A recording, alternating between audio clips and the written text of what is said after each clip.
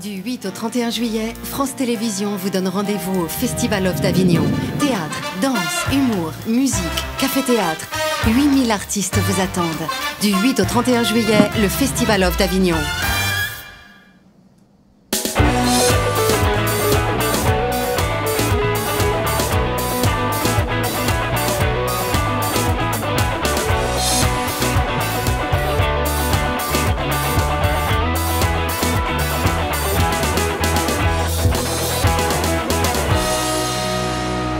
Bonjour à tous, bienvenue dans En direct du Off, avant-dernier jour du Festival d'Avignon. Des invités, mesdames, bonjour, Isabelle Decroix, Daniel Vantagioli, vous êtes membre du bureau d'Avignon Festival et compagnie. Bonjour à Paul-Roger Gontard, Jean-François Cesarini, vous faites partie d'un think tank qui s'appelle Terra Nova, Vaucluse.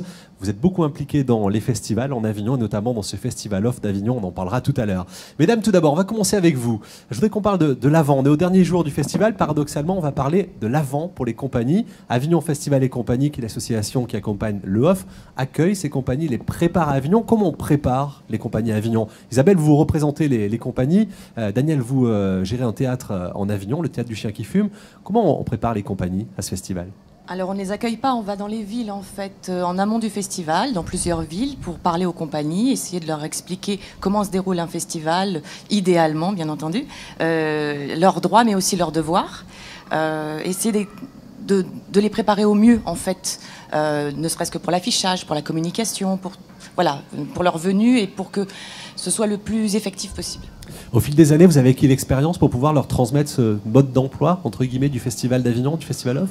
C'est ça, Daniel? C'est-à-dire le mode d'emploi, si on le connaissait, on ne le connaît pas encore, hein, malgré pas, 32 ans, et voilà, on ne connaît pas la règle.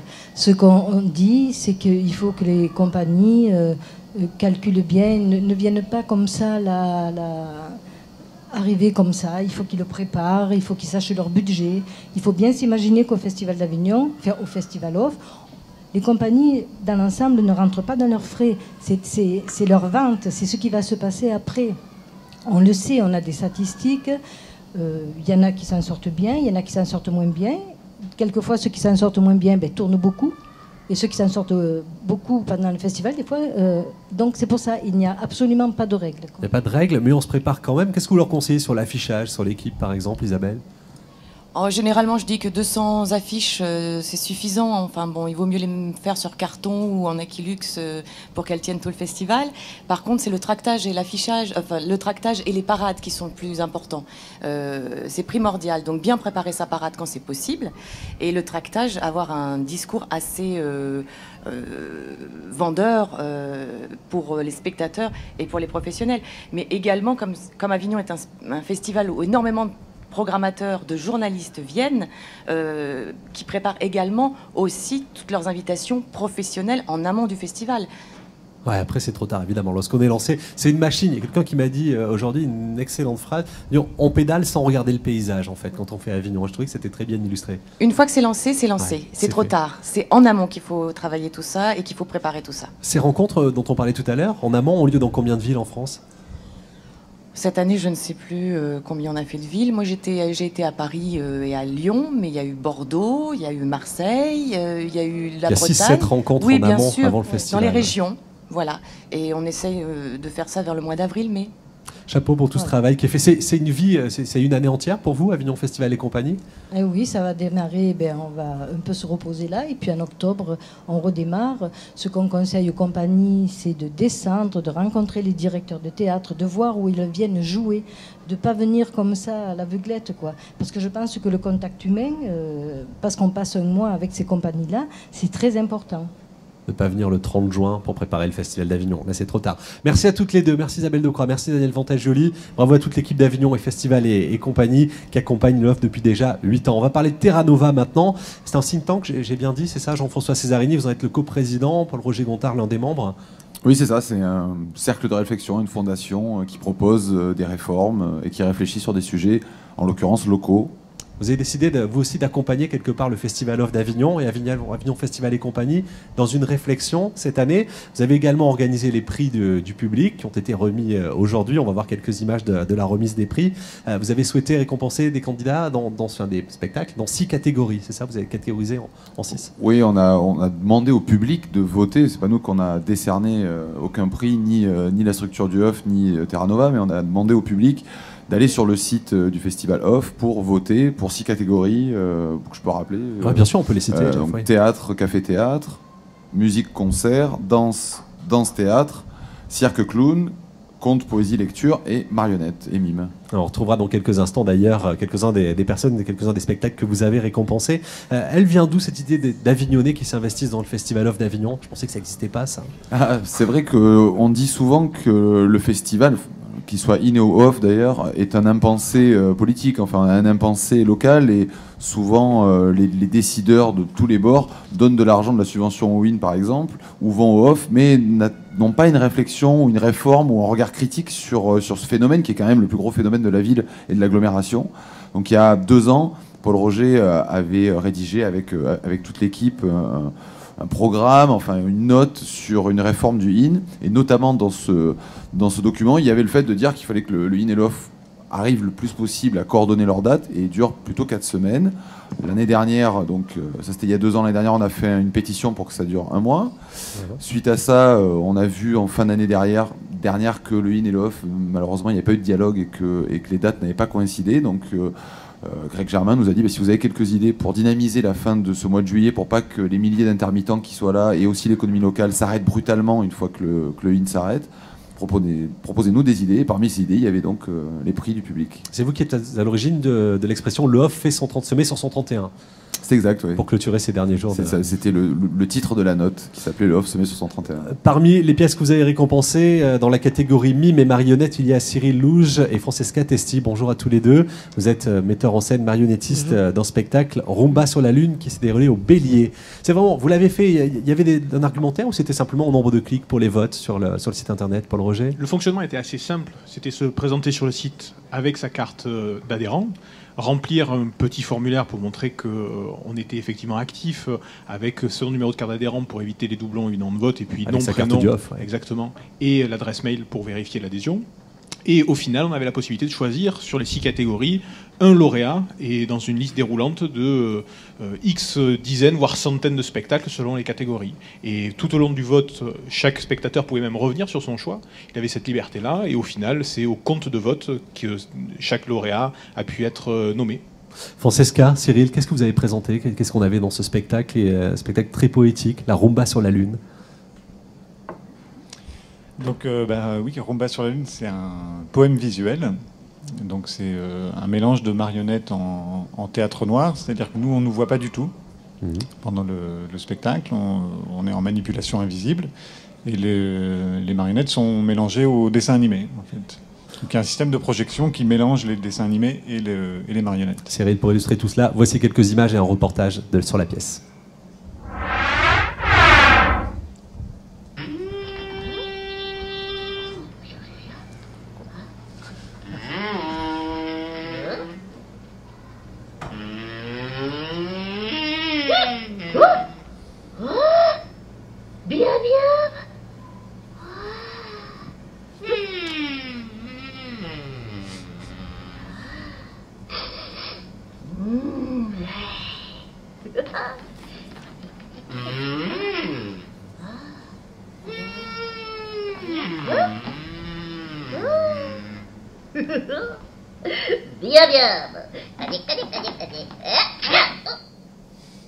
Vous allez où après le Festival Off d'Avignon?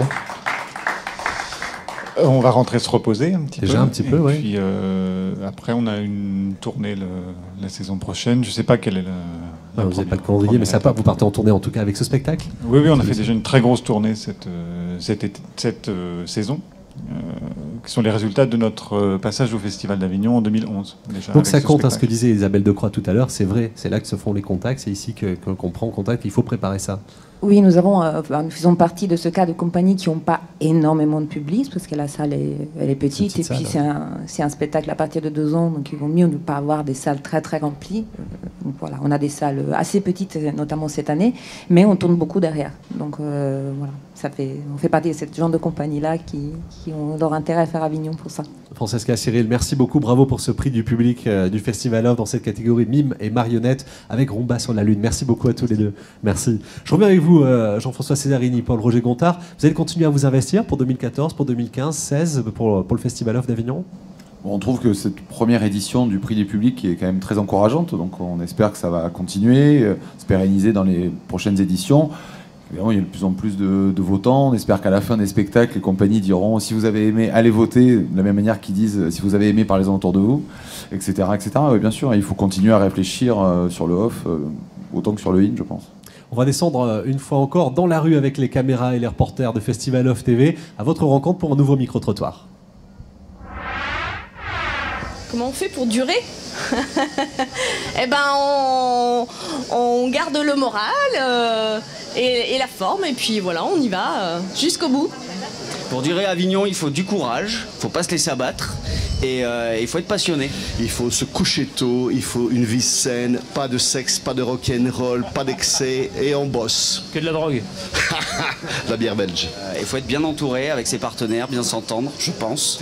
Moi je traite 5 heures par jour, 2 spectacles en alternance, on y va, on bosse, on bosse, on bosse. Il n'y a pas de secret, c'est ça. C'est ça le secret, c'est bosser. Oui, enfin le travail ça fatigue. Hein. Non, il faut quand même se préserver, rester à l'ombre, boire, bien manger, et puis garder la motivation. Comment on fait pour durer à Avignon? Eh ben, on réfléchit pas. Voilà. On pédale sans regarder le paysage. Voilà, on avance. Pour tenir, on va se baigner aussi. Et puis on se puise des applaudissements. Et voilà, voilà. C'est ça qui nous fait tenir. Alors, il faut avoir vraiment beaucoup de passion, il faut aimer ce métier, parce que sinon, c'est dur. Hein. Je bois un ananas banane, voilà, et je garde le sourire et je suis sympathique avec les gens, et il faut s'entretenir, voilà. Il faut être en pleine forme, parce que là, le 31, ça commence à tirer un petit peu. À Avignon, à chaque fois, on dit non, l'année prochaine, je ne viens pas. Et après, on revient. C'est ça le problème. Il faut avoir une hygiène de vie, voilà. Une hygiène de vie relativement irréprochable avec quelques gros excès quand même. On essaye d'y prendre du plaisir, même quand il n'y en a pas. Donc ça nous demande déjà beaucoup d'imagination. Mais bon, si on est là, c'est parce qu'on est des artistes et donc on a de l'imagination, vu que c'est notre matière première. On essaye de garder le sourire surtout. C'est surtout ça. On essaye de rester aimable, un peu fatigué, mais avec énergie. Pour durer à Avignon, on est persévérant, on fait ça comme un marathon, c'est pas un sprint, on prend son temps, et quand le spectacle il est bien, c'est les gens qui nous maintiennent après. Dormir. Il faut dormir. Dormez. C'est la seule fois. Il faut gérer sa fatigue, gérer sa voix, gérer son énergie, gérer sa motivation. Voilà, c'est comme ça qu'on dure à Avignon. Vraiment. Il faut résister un peu, et puis il faut avoir du courage, et puis de la ténacité, et puis essayer de présenter le mieux possible son spectacle et rester là 31 jours. Je porte ça 6 heures par jour, enfin 5 heures par jour depuis le 5. Il faut dormir. C'est sûr. On se dope, bien sûr. On est tous dopés. Bonjour, le petit chaperon russe à 15h30. J'ai une question pour Paul-Roger Gontard et pour Jean-François Césarini. Je sais que vous avez vu un maximum de spectacles. Comment on tient en tant que spectateur? Comment on tient quand on est festivalier? Nous dormons aussi. Je crois que c'était une bonne... Pas tous, je le sais, mais certains d'entre nous. En tout cas, je crois que c'est aussi le plaisir du spectateur que de passer de salle en salle et de découvrir des nouveautés. Et ce plaisir aussi entretient notre motivation. Il ressemble à quoi votre programme du off, à vous, en fin de festival? Il ressemble certainement pas à ça. Ça, ce sont ceux du décor. Hein, il ressemble à un champ de bataille après la retraite de Russie. C'est à peu près ça. C'est-à-dire plein de post-it, plein de couleurs, avec des pages qui sont beaucoup moins entretenues que les quelques-uns que vous avez et qui doivent être les vestiges de ceux de cette année. Mais évidemment, c'est un outil précieux pour un spectateur, puisque c'est celui par lequel on puise la plupart de nos envies et de nos aspirations, jusqu'à ce que le bouche à oreille fonctionne. On accueille avec plaisir Savannah Massé, la blogueuse du off, et Jérémy Bourg et Pierre Bernon. Le spectacle s'appelle Beethoven se manouche. Vous avez été récompensé dans la catégorie musique et concert par le prix du public du Festival Off. On commence avec... Ah ouais, ça applaudit, ça salue. On commence avec Savannah Massé et 2 pièces qui sont toujours à l'affiche ou pas, jusqu'au 31 ou pas? Oui. Ouais, avec 2 pièces. On commence par La jeune fille, le diable et le moulin, c'est au collège de la Salle. D'accord, donc La jeune fille, le diable et le moulin, c'est une fable qui est inspirée des frères Grimm, qui était écrite par Olivier Pied, donc on avait reçu sur le plateau. Et en fait, ça nous parle d'un meunier qui fait un pacte avec le diable et lui promet de lui céder ce qui se cache derrière sa maison. Donc lui pense à son pommier, mais en fait, c'est sa fille qui est cachée derrière la maison. Donc derrière le moulin, pardon. Donc en fait, c'est une scénographie qui alterne plusieurs paravents, donc à la fois qui nous emmène dans la forêt, près du moulin et dans le château du prince. Donc c'est une pièce pour enfants.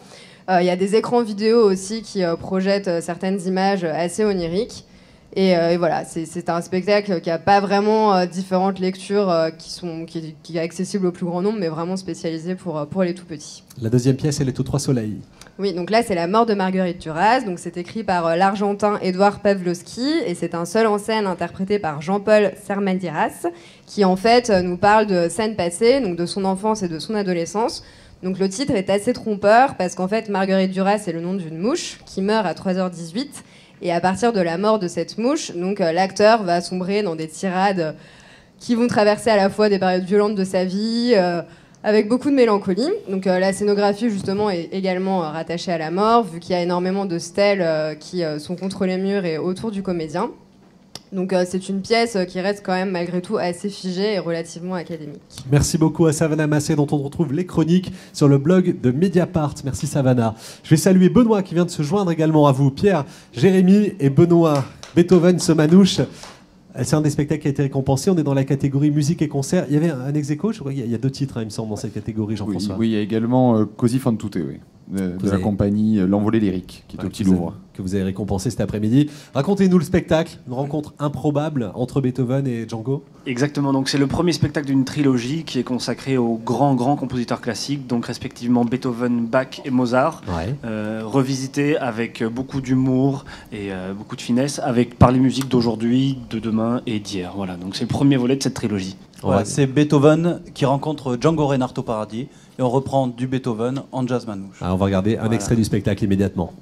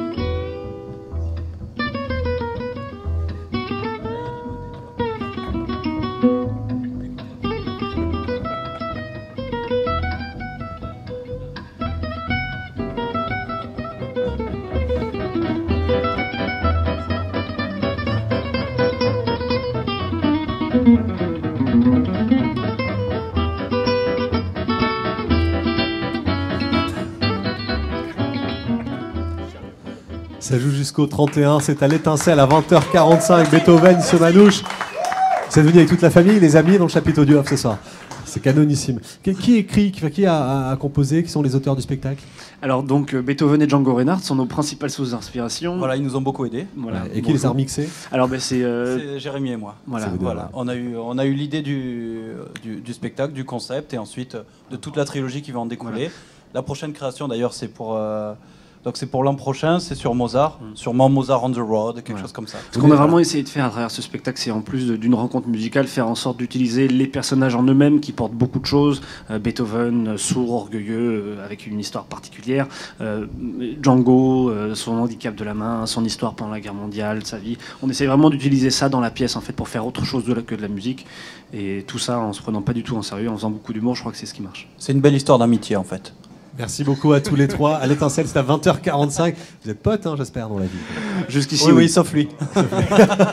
Merci à tous les trois, récompensés par le prix du public, catégorie musique et concert. On peut regarder le palmarès. On a cité pour l'instant, on a regardé la catégorie du MIB, on a regardé la catégorie musique. Dans les autres catégories, on peut citer les spectacles. Jean-François, Paul Roger à 2 voix. Théâtre et café-théâtre. C'est le spectacle Discours à la Nation du Festival de Liège, Théâtre National de Bruxelles, qui était à la Manufacture. Donc ensuite sur la danse et la danse-théâtre, c'était les écoliers Unclassified qui étaient au Palace. Pour Cirque et Clown, c'était concerto pour 2 clowns de la compagnie Les Rois Vagabonds qui était au Luciole. Et pour conte, poésie et lecture, c'était Ma sorcière préférée, compagnie Magie en scène au Palace. Vous êtes prêts pour présenter les Césars l'année prochaine, tous les deux. Un duo La répétition extraordinaire. est bonne, oui. Quel regard vous avez sur ce qui ressort de ces votes Moi, j'ai l'impression que c'est large. Oui, c'est ça. Je pense que ça montre, et c'est ce qu'on voulait dans cette idée à la base sur le vote du public, ça montre la diversité complémentaire du off. C'est-à-dire qu'il y a la manufacture, il y a le Capitole, il y a le Palace, enfin des lieux qui, quelquefois, peuvent être mis en opposition de manière assez artificielle d'ailleurs. Je trouve que là, ça montre que quand on demande au public qu'est-ce qu'il aime, on voit bien que le off, c'est pas un chaos, c'est pas un désordre, mais c'est une diversité complémentaire et qu'effectivement, il y a des lieux qui sont très différents, mais qui sont là en harmonie dans ce palmarès. Et puis des spectacles qui sont là pour la première année, d'autres qui reviennent depuis plusieurs années. C'est là aussi une des diversités de ce festival et qui ont progressivement grandi dans des salles qui elles-mêmes grandissaient à leur tour. Donc je crois que là aussi, peut-être on est un peu prétentieux en parlant au nom du public, mais on voit là que la diversité, elle est dans tous les champs, que ce soit disciplinaire, mais aussi dans la vie de ces spectacles. Mais on le ressent comme ça, Paul Roger. Savannah, Discours à la Nation, ça restera un moment fort pour toi, un grand souvenir de ce festival? Oui, bah moi je les avais déjà vus l'année dernière, je ne sais pas si vous aviez vu Le Signal du Promeneur. C'était déjà avec David Murgia en fait, et c'est vrai que là c'est un très très beau seul en scène, et il aborde justement la notion de gestion des pouvoirs, je trouve, avec beaucoup de recul, et c'est assez prenant. Puis il a une énergie sur scène qui est assez étonnante. Ouais. Je crois qu'il a déjà pris date pour l'année prochaine. La personne qui était là pour parler en son nom a dit nous serons là à nouveau en 2014. Ils reviennent aussi, ils sont déjà partis puisqu'ils ont terminé un petit peu avant le 31, mais ils reviendront l'année prochaine. Merci beaucoup, Savannah Massé. Merci. On va continuer dans la diversité du off. On a proposé un exercice aux compagnies pendant tout ce mois, c'était de venir se présenter dans le vidéo off. Vous avez 1 minute pour défendre leur spectacle. Voici un extrait de vidéo off sélectionné au hasard.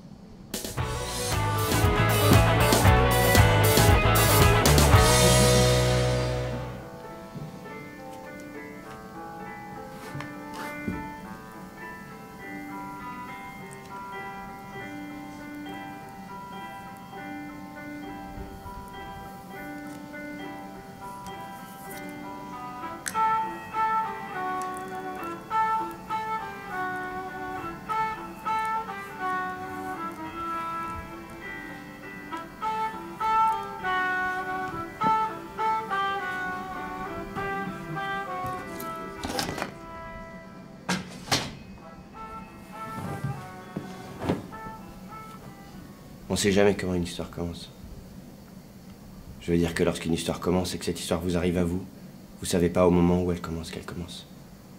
Et puis finalement, lorsqu'on réalise qu'on est embarqué dans une histoire, on sait pas comment tout ça va se terminer. Un obus dans le cœur, Présence Pasteur. 19h15 tous les jours, de Wajdi Mouawad, compagnie Gérard Gérard.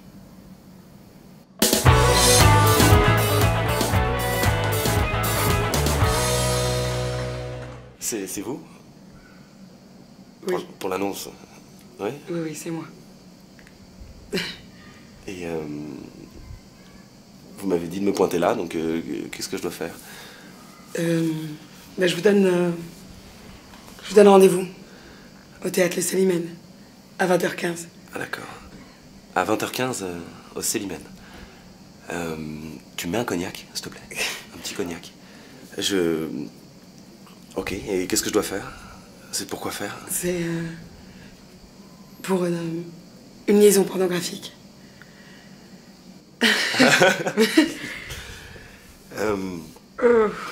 Ça vous dérange? Non, ça va. Mais moi, je vous plais? Oui. Oui, vous me plaisez, oui.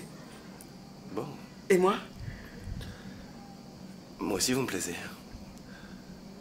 20h15, bien. 20h15, Célimène? Précisément, ouais. Précisément. D'accord.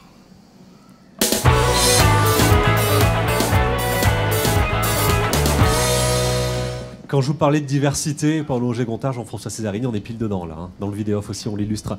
Parfaitement. Oui. Merci à tous les deux, membres de Terra Nova dans le département de Vaucluse. À l'année prochaine pour le Festival Off d'Avignon. Merci beaucoup. On ferme ainsi cette avant-dernière émission d'En Direct du Off. On se retrouve demain soir, 18h15, ici même sous ce chapiteau.